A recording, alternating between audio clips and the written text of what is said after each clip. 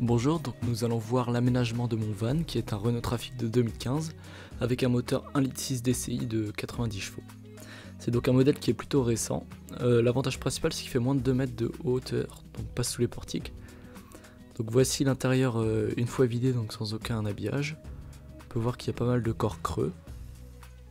Pour l'isolation on a décidé de mettre deux couches. Donc une première composée de laine de bois qu'on voit actuellement en train d'être découpée à la scie sauteuse.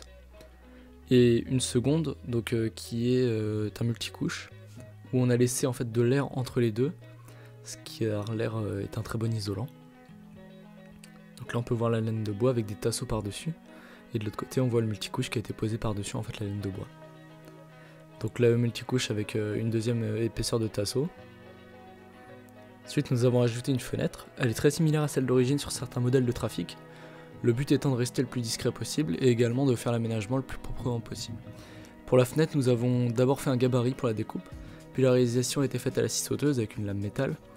Pour coller la vitre, nous avons utilisé du Sikaflex marine et du scotch, donc pour que le temps que le Sika prenne pour maintenir la vitre. Donc on peut voir la découpe est assez propre.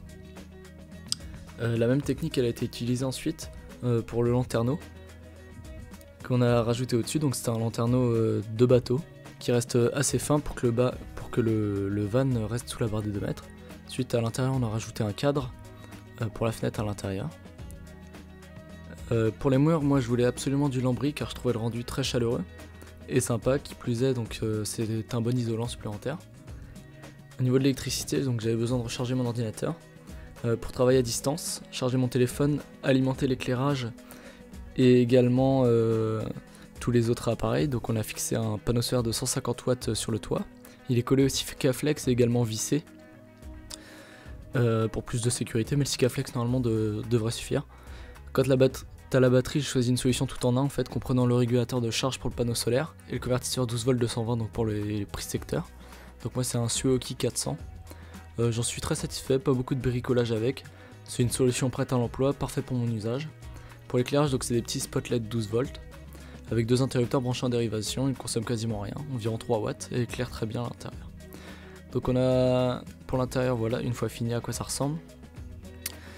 Donc ça c'est directement la visite à l'intérieur, donc l'aménagement il a été assez sommaire, parce qu'on n'a pas eu trop de temps en fait avant de partir en vacances. Et donc avec cet aménagement sommaire, donc il y a 5 caisses et un lit qui a été posé par dessus. Voilà.